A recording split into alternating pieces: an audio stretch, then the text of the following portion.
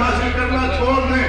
ہم بس یہ کہہ رہے ہیں کہ اگر اللہ سے رشتہ رکھنا ہے تو ان علماء کرام کے ہاتھوں میں اپنا ہاتھ دینا پڑے گا.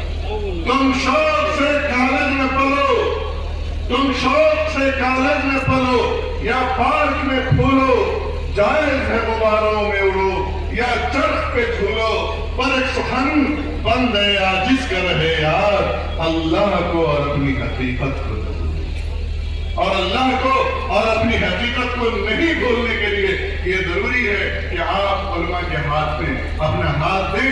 مجھے امید ہے کہ آپ اس چیز کو محسوس کریں.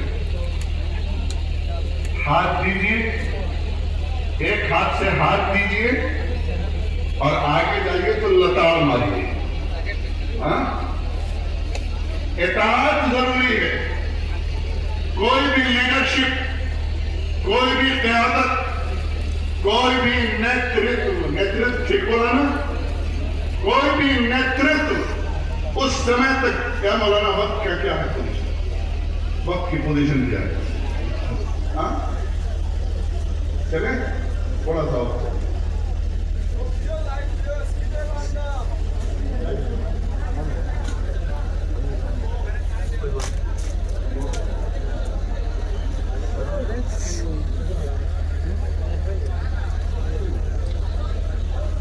اطاعت ضروری ہے لیڈرشپ کے لیے. جب تک نیترتو ہم لوگ اس بر صغیر کے لوگ, اس تیسری دنیا کے لوگ, اس میں تمام ہی کمیونٹی کے لوگ شامل ہیں, لیکن جو سب سے پسماندہ, سب سے پچھڑی ہوئی کمیونٹی ہے وہ ہم ہیں, آپ ہیں. ان کے اندر سب سے خراب بات کیا ہے کہ وہ قیادت کی بات تو کرتے ہیں, وہ عمارت کی بات تو کرتے ہیں, امیر کی بات تو کرتے ہیں, لیکن اطاعت کی بات نہیں کرتے. وہ سم و طاعت کی بات نہیں کرتے, وہ ماننے کی بات نہیں کرتے ہیں, وہ پیچھے چلنے کی بات نہیں کرتے ہیں. اگر یہاں سے نکل جاتے ہیں تو وہ ٹانگ کھینچنے کی بات کرتے ہیں. مجھے اچانک عبد الرحمن ابن خلدون رحمۃ اللہ علیہ, جو 7ویں صدی کے مشہور مورخ ہیں, علم سماجیات میں, سوشیولوجی میں, ان کو ماسٹر آف سوشیولوجی کہا جاتا ہے. یہ دنیا کی بے غیرتی ہے, تاریخ لکھنے والوں کی بے غیرتی ہے کہ انہوں نے مسلم اسکالرز کے ساتھ, مسلم مصنفین کے ساتھ, مسلم رائٹرز کے ساتھ انہوں نے انصاف نہیں کیا, اور کونٹ آگسٹ کو فادر آف سوشیولوجی لکھا. کونٹ آگسٹ 400 سال پہلے کا رائٹر ہے, اور ابن خلدون 7ویں صدی کا بندہ ہے. اس 7ویں صدی کے بندے نے ایک عجیب و غریب واقعہ سیدنا حضرت علی کرم اللہ وجہہ کے سلسلے میں نقل کیا ہے, اور وہ مختصر واقعہ آپ کی آنکھیں کھول دے گا. آپ اس پنڈال سے اس بات کو اپنے ساتھ لے کر کے جائیے, غور کیجیے اس بات پر جو سیدنا حضرت علی کرم اللہ وجہہ نے کہی. حضرت علی رضی اللہ تعالیٰ عنہ سے پوچھا گیا کہ اے امیر المومنین کیا بات ہے؟ ہم نے حضرت ابو بکر رضی اللہ تعالیٰ عنہ کا زمانہ دیکھا, کتنا شاندار زمانہ تھا, امن و امان تھا, صحابہ متحد تھے اور خیر و برکت کا نزول ہوتا تھا. ہم نے حضرت عمر رضی اللہ تعالیٰ عنہ کا زمانہ دیکھا, اور وہ زمانہ کیسا تھا؟ فتوحات کا زمانہ تھا, ہر طرح کی فتوحات کا زمانہ تھا. اسلام اپنے پاسبانوں کے ساتھ دنیا کے اندر سرحدیں اپنی پھیلا رہا تھا, اور تعلیم اور تربیت اور مختلف سیوا جات میں سیدنا عمر بن خطاب رضی اللہ تعالیٰ عنہ کا دور اسلامی تاریخ کا ہی نہیں, انسانی تاریخ کا, ہیومن ہسٹری کا سب سے ضروری بات ہے, سب سے بہترین ہسٹری ہے. لیکن جب آپ کا زمانہ آیا ہے, حضرت علی جب صرف خلیفہ بنے ہیں, جنگ و جدال ہے, قتل و قتال ہے, فتنہ ہے, قتل و غارت کری ہے, بد امنی ہے, شورش ہے, فتنہ ہے, سازشیں ہیں, ہر طرف افراتفری کا ماحول ہے. اے امیر المومنین آخر کیا وجہ ہے؟ یہ جواب, اس کا جواب سن لو میرے بھائیو, سن لو. حضرت علی کرم اللہ وجہہ نے فرمایا کہ لوگوں وہ زمانہ اس لیے بہتر تھا, ابو بکر عمر کا زمانہ اس لیے بہتر تھا کہ ابو بکر عمر مجھ جیسے لوگوں پر حکومت کرتے تھے اور میرا زمانہ اس لیے بگڑا ہوا ہے کہ میں تم جیسے لوگوں پر حکومت کرتا ہوں۔ فیصلہ کرنا آپ کے ہاتھوں میں۔ آپ ابو بکر عمر شیخین کے زمانے کے مسلمان بننا چاہتے ہیں یا علی کرم اللہ وجہہ کے زمانے کے مسلمان بننا چاہتے ہیں؟ فیصلہ آپ کیا ہے؟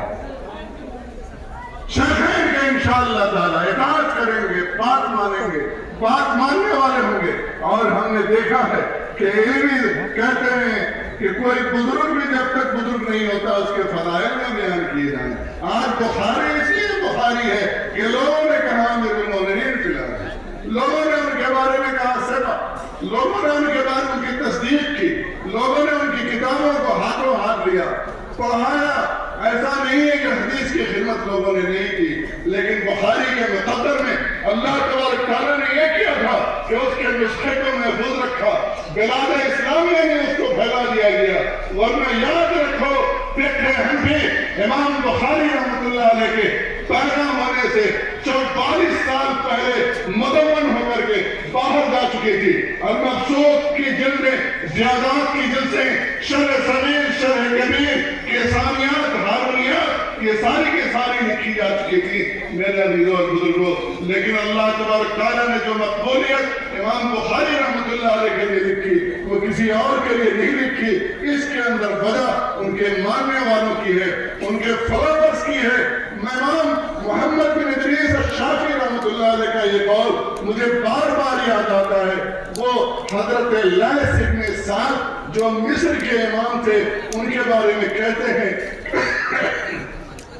کان لیث افقہ من مالک، علماء کرام کے لیے بات میں کہہ رہا ہوں، کان لیث افقہ من مالک۔ حضرت لیث بن سعد ائمہ اربعہ میں سے ایک بڑے امام مالک رحمۃ اللہ علیہ سے بڑے فقیہ تھے، لیکن ان کے شاگردوں نے ان کو ضائع کر دیا۔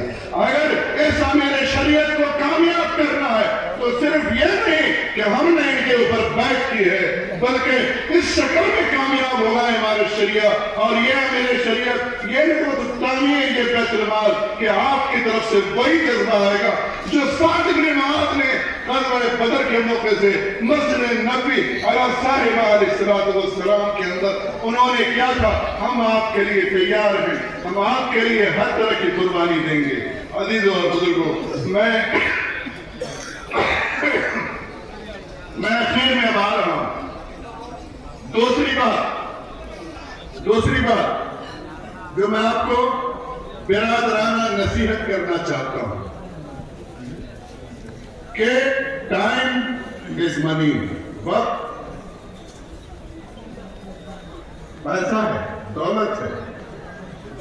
جس قوم نے اس کی قدر نہیں کی وقت نے اس کی قدر نہیں کی۔ جس نے وقت کی قدر کی وہ قوم ترقیوں کے زینے چڑھتی چلی گئی۔ میرے عزیزوں اور بزرگوں، آپ سروے کرو، مجھے بتاؤ، مجھے آپ کا تو حال معلوم نہیں، لیکن میں اپنے ملک کا دیہات دیکھتا ہوں، گاؤں دیکھتا ہوں، شہر دیکھتا ہوں، تو سروے کرنے سے معلوم ہوتا ہے کہ ہماری قوم سب سے زیادہ اپنے وقت کو برباد کرنے والی قوم ہے۔ ہماری قوم سب سے زیادہ وقت کو برباد کرنے والی قوم ہے۔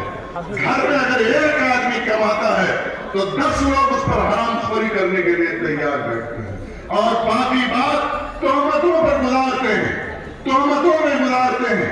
یہ تہمت اور غیبت کیا چیز ہے؟ عزیزوں اور بزرگوں، بخاری ایسے نہیں بنا، بخاری ایسے ہی بخاری نہیں بنا۔ میں ایک بات بتاتا ہوا چلوں کہ امام بخاری رحمۃ اللہ علیہ نے اپنے بارے میں بتایا، انہوں نے اپنے بارے میں بتایا، مغتبت ابدا حین علمت ان الغیبت حرام، میں نے زندگی میں کبھی کسی کی غیبت نہیں کی جب سے مجھے معلوم ہوا ہے کہ غیبت کرنا حرام ہے۔ میں اس غیبت اور چغل خوری کی بات اس لیے کر رہا ہوں کہ ہم ٹائم ویسٹ کہاں کر رہے ہیں؟ ٹائم ویسٹ ہم وہاں کر رہے ہیں جس چیز کا کوئی حاصل نہیں ہے۔ سیدنا عبداللہ بن مسعود رضی اللہ تعالیٰ عنہ فرماتے ہیں کہ مجھے اس شخص پر سخت غصہ آتا ہے، میں نفرت کرتا ہوں، میں گھرنا کرتا ہوں، میں نفرت کرتا ہوں، میں گھرنا کرتا ہوں ایسے آدمی سے جس کا سمے اور جس کا ٹائم نہ دین کے کام میں خرچ ہو رہا ہے نہ دنیا کے کام میں خرچ ہو رہا ہے۔ اگر مولانا کا دیا ہوا وظیفہ، امیر شریعت کا دیا ہوا وظیفہ تمہیں بھاتا نہیں ہے، جاؤ اچھی کھیتی کر لو، جاؤ اچھا اناج اگا لو، جاؤ اپنے گھر کی صفائی کر لو، جاؤ اپنے گلی کی صفائی کر لو، جاؤ اپنے سڑک کی صفائی کر لو، جاؤ صفائی ابھیان چلا دو۔ میرے عزیز اور بزرگوں، میں جاتے جاتے قرآن مقدس کی میں نے ایک آیت جو آپ کے سامنے پڑھی ہے، وہ آیت بہت ہی عجیب و غریب آیت ہے، وہ کائنات کے اصول کو بتاتی ہے۔ آیت کائنات کا اصول یہ ہے کہ جو نفع بخش ہوتا ہے وہ دنیا میں قائم رہتا ہے، استھاپت رہتا ہے، وہ ریگولر رہتا ہے۔ جو نفع بخش نہیں ہوتا ہے، جس سے کوئی بینیفٹ نہیں ہوتا ہے، وہ دنیا میں دھیرے دھیرے ختم ہو جاتا ہے، وہ توڑ دیا جاتا ہے، وہ کچل دیا جاتا ہے، اسے مروڑ دیا جاتا ہے، اس کی کوئی حیثیت نہیں ہوتی ہے، اس کی کوئی وقت نہیں ہوتی ہے۔ تقدیر کے قاضی کا فتویٰ ہے عدل سے، ہے جرم ضعیفی کی سزا، مرگ مفادات۔ آج لوگ یہ کہتے ہیں ہم کیا کر سکتے ہیں، ہمارے ہاتھ میں تو کچھ نہیں ہے۔ میرے عزیز اور بزرگوں، اللہ تعالیٰ نے تمہیں دو بازو دیا ہے، اللہ تعالیٰ نے تمہیں دو پاؤں دیا ہے، دو آنکھیں دی ہیں، اور یہ اتنی قیمتی ہے کہ آج کوئی بلینئر آدمی آ کر کے آپ سے کہتا ہے کہ میں آپ کی آنکھ 10 لاکھ میں خریدنا چاہتا ہوں، ایک غریب کا بچہ بھی اپنی آنکھ 10 لاکھ میں نہیں دے گا۔ کوئی ٹریلینئر آ کر کے کہتا ہے کہ میں آپ کی دونوں کڈنی خریدنا چاہتا ہوں، میں $1 بلین دینے کے لیے تیار ہوں۔ ایک فقیر اور گداگر کا بچہ بھی اپنی وہ کڈنی دینے کے لیے تیار نہیں ہوگا۔ اے انسان، اے مسلمان، اے میرا بھائی، تو بلینئر ہے، تو ٹریلینئر ہے، تو اپنے آپ میں بہت بڑی سمپتی رکھتا ہے، تو اپنے آپ میں بہت بڑی دولت ہے، تو یہ کیسے کہتا ہے کہ میں کچھ نہیں کر سکتا؟ تو جا اور سڑک پہ کھڑا ہو جا، تو آسام کی سڑکوں پہ کھڑا ہو جا اور یہ کہا میں صرف اپنا گھر نہیں بناؤں گا، میں صرف اس سماج کو نہیں بناؤں گا، میں صرف آسام کو نہیں بناؤں گا، میں راشٹر کا نرمان کروں گا، میں دیش کا نرمان کروں گا، میں دنیا کا نرمان کروں گا۔ اور یاد رکھو عزیز اور بزرگوں، راشٹر نرمان صرف یہ نہیں ہوتا ہے کہ آپ چندریان بھیج دیں چاند کے اوپر، راشٹر نرمان صرف یہی نہیں ہوتا ہے کہ بڑی بڑی انڈسٹری لگا لیں، راشٹر نرمان صرف یہی نہیں ہوتا ہے کہ بڑی بڑی لگژریس گاڑیوں میں اور اونچے اونچے مکانوں میں اور محلات میں ٹھہرے۔ راشٹر نرمان یہ بھی ہے کہ آپ اپنے سڑک کو صاف کر دیجیے، راشٹر نرمان یہ ہے کہ آپ اپنے گلی محلے کو صاف کر دیجیے، راشٹر نرمان یہ ہے کہ ندوۃ التعمیر اور اس کے بیت المال کے ذریعے آپ غریبوں کی امداد کیجیے، راشٹر نرمان یہ بھی ہے کہ آپ اپنے کھیتوں کو بانجھ مت چھوڑیے، اس کو دانا اگائیے، وہاں خود کھائیے اور لوگوں کو کھلائیے۔ میرے عزیز اور بزرگوں، آپ کے اندر دم ہے، آپ کے اندر طاقت ہے، اللہ تعالیٰ نے آپ کے اندر صلاحیت رکھی ہے، کوئی بھی انسان بیکار نہیں ہے۔ اور کلمہ گو لا الہ الا اللہ محمد رسول اللہ صلی اللہ علیہ وسلم پڑھنے والا بیکار کیسے ہو سکتا ہے؟ وہ ضائع نہیں ہو سکتا ہے۔ اللہ تبارک تعالیٰ نے آپ کو ایک عظیم مقصد کے لیے پیدا کیا ہے، آپ کے پاس وحی الہی ہے، آپ کے پاس آفاقی پیغام ہے، اس آفاقی پیغام کے ساتھ ساتھ آپ کو دنیا کی ضرورتیں پوری کرنی ہے۔ آج افسوس کی بات یہ ہے کہ دنیا کے اندر 5000 نیو ڈسکوری کو رجسٹرڈ کیا جاتا ہے، اس میں ایک بھی مسلمان کا نام نہیں آتا ہے۔ اور آپ دیکھ لیجئے 80 سالوں کے اندر 103 نوبل پرائز دیا گیا، اس میں صرف 3 مسلمان گئے۔ ہم یہ کہتے ہیں کہ ہم پیچھے ہیں، ہمیں پیچھے کرنے والا کوئی نہیں ہے، ہمیں پیچھے کرنے والے خود آپ ہیں، ہم ہیں، ہمارے اور آپ کے گھر والے ہیں۔ عزیزوں اور بزرگوں، حوصلہ کیجئے، ہمت کیجئے۔ اقبال رحمۃ اللہ علیہ نے گرچہ زبان فارسی ہے لیکن ہمت دیا تھا، اے میری چلنے والی اونٹنی، اے میرے درہم و دینار، اے میرے نوجوان، اے میری دولت، اے میرے کم، اے میرے زیادہ، ذرا تیز چل، ناقہ سیار من، آہو تاتار من، درہم و دینار من، اندک و بسیار من، دولت بیدار من، تیز تو کام زن منزل معذور میں۔ اللہ تبارک تعالیٰ ہمیں آپ کو کہنے سے زیادہ عمل کی توفیق عطا فرمائے.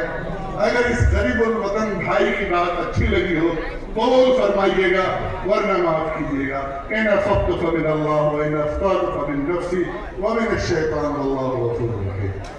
بارک اللہ فیکم و جزا اللہ